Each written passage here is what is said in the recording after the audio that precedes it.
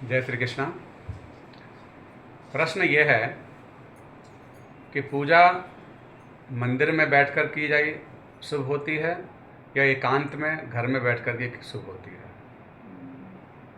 मंदिर जाने का उद्देश्य क्या है और मंदिर में जाकर के हम लोग जो वातावरण देख रहे हैं उसके कारण कुछ लोगों की आस्थाओं पर ठेस पहुंचती है। बात बिल्कुल ठीक पूछी है, लेकिन मैं ये प्रार्थना करूंगा उन सभी अपने ब्राह्मण भाइयों से भी और मंदिर के प्रधान लोगों से भी, मंदिर के निर्माणकर्ताओं से भी और मंदिर में जाने वाले भक्तों से भी कि मंदिर ही नहीं वरन अगर हमारे को जीवन में अपना उत्थान, अपना उद्देश्य, भगवत प्राप्ति जैसा परम लक्ष्य अगर प्राप्त करना है तो केवल और केवल आपको सत्संग आवश्यक है। कई बार हो सकता है आप एकांत में भजन करें, अच्छी बात है, लेकिन उस भजन की पद्धति तो आपको सत्संग से ही मिलेगी, इसलिए सत्संग करना भी जरूरी है। ये भी ना सोचें कि केवल हम एकांत में ही अपने आप ध्यान लगाकर योगाभ्यास करके भगवत प्राप्ति संभव हो जाएगी। ज्ञान प्राप्ति के लिए तो आपको सत्संग में ही शांति मिलेगी, तो सत्संग बहुत ज़रूरी है। और वो सत्संग 2-4 लोगों से ही बनता है, संकीर्तन सत्संग। तो एक कुसंग है और एक सत्संग है, दो ही चीज़ें हैं। तो जहाँ भी आपको सत्संग मिले, सत्संग से मतलब है सत्पुरुषों का संग, चाहे माता पिता का क्यों ना हो, परिवार में ही हो सकता है, कोई हो, बाहर हो, गुरुजी हो, कोई व्यक्ति विशेष हो, मंदिर में हो, जहाँ भी आपको सत्संग मिलता हो, आप समझ लेना जहाँ सत्संग मिलता है वही मंदिर है, वही आपका भजन स्थली है, वही तपस्थली है, और वही भगवत प्राप्ति है, और वही साक्षात वृंदावन है। क्योंकि वृंदावन का मतलब भी ये है, गोस्वामी श्री कर्णपुर जी ने लिखा अपने आनंद वृंदावन चंपू में कि समस्त वैष्णवानाम वृंद, वृंद माने समूह, समस्त वैष्णवानाम वृंदम यत्र स्थाने तिष्ठन्ति, जिस स्थान पर बहुत सारे वैष्णव वृंद एक साथ इकट्ठे होते हैं उसी का नाम वृंदावन है। माने एक वृंदावन, तो वृंदावन है ही तुलसी वन, लेकिन ये तो साधारणतया सब जानते ही हैं, लेकिन ये भी एक वृंदावन है कि जहाँ आप सत्संग मिल गया, संत महापुरुषों की, अनंत संत महापुरुष साधु महापुरुषों की वृंद इकट्ठे जहाँ दर्शन हो रहे हैं, तो समझ लो आप साक्षात वृंदावन में ही हैं। और वो वैष्णव पुरुष जिनके वाणी में केवल भगवत चर्चा है, जिनके चित्त में केवल गोविंद है और जिनकी क्रियाएं केवल सेवा के लिए समर्पित हैं, तो वे वैष्णव, वही संत, वही भक्त, तो वहाँ पर जाइए। मंदिर में जाने का उद्देश्य शांति ही होता है। अगर आपको किसी मंदिर में जाकर आपको लगता है कि बिल्कुल नज़दीक में मंदिर है, हो सकता है आपके सोसाइटी में ही मंदिर है, हो सकता है आपके बिल्कुल पास में है, और एक मंदिर थोड़ा आसपास थोड़ा दूर होगा, तो आप दूर और पास मंदिर को मत देखिए, कौन सा मंदिर मेरे पास में है, कौन सा दूर में है। व्यवस्था कीजिए, उसकी सेवा कीजिए मंदिर में जो भी हो सके, लेकिन जाइए वहीं जहाँ आपको मन को शांति मिले। और शांति से मतलब कि मन में आपके भगवान जी का चिंतन शुरू हो जाए। शांति में हो सकता है कि आपके अनुकूल बात हुई तो शांति मिल जाए, तो उसका अर्थ भी, लेकिन बात यह है कि जहाँ से आपका चित्त भगवान में लग जाए, जहाँ वाणी स्वतः ही भगवान का नाम का गुणगान करने लग जाए, जहाँ जाकर आपके हाथ पैर स्वाभाविक कुछ सेवा में तत्पर हो जाएं, तो समझ लो कि वही मंदिर में आपको उचित है, जाना चाहिए। और जहाँ पर आपके मंदिर में जा कर के आपको दिख रहा है कि वहाँ गंदगी है, साफ़ सफाई भी नहीं हुई, क्योंकि उससे आपके आँखों के अंदर प्रवेश हो रहा है वही चीज़, और फिर आपके चित्त तक कैसे पहुँचेगी। फिर आपके पंडे पुजारी देख रहे हैं कि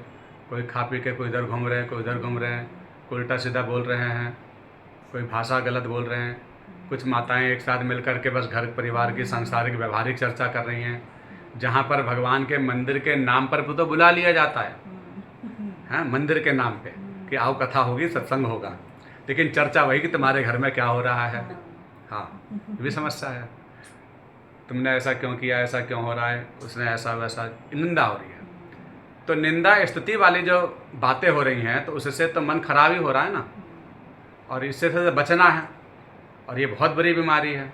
तो हम किसी की निंदा स्तुति से बचें, ऐसी जगह जाना है, तो अगर ऐसी चर्चा हो रही है तो फिर उस मंदिर में मत जाओ। तो मेरा मानना यह है, जहाँ आपने एक ने प्रश्न किया था कि धक्का मुक्की, जहाँ आपको लग रहा है कि बहुत ज़्यादा भीड़ है,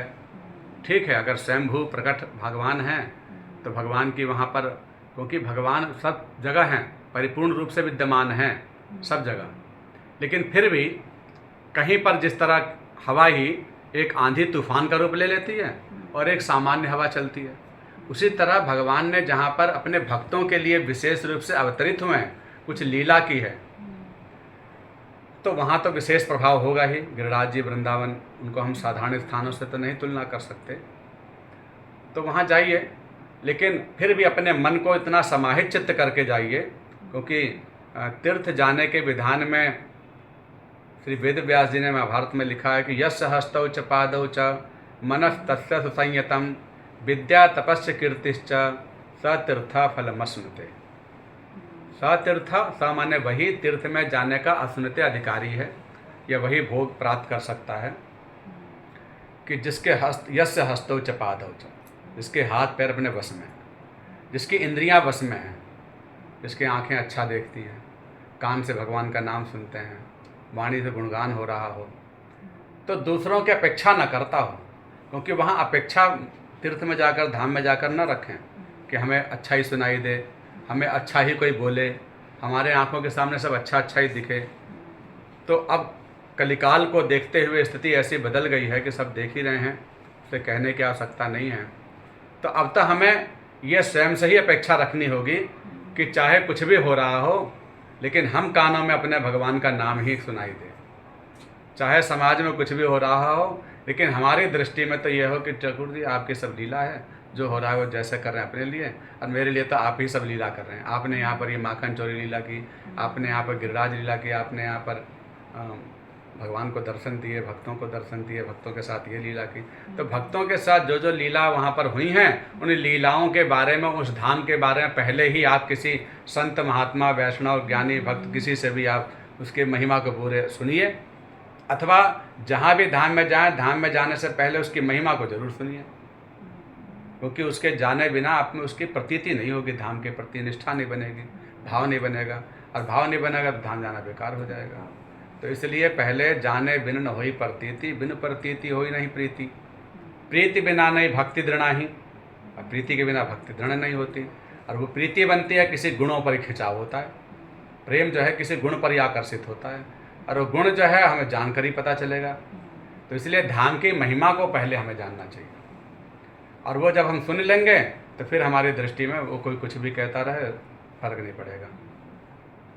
तो किसी पंडे पुजारी का भी दृष्टि में दोष ना आ जाए, क्योंकि सब ब्रजवासी हैं, सब धामवासी हैं, काशीवासी हैं, अवंतिकावासी हैं। तो धाम में वास करने वाला धामवासी भगवत स्वरूप ही पूजनीय हो जाता है। इसलिए वो जो जैसा भी है वो अपने लिए,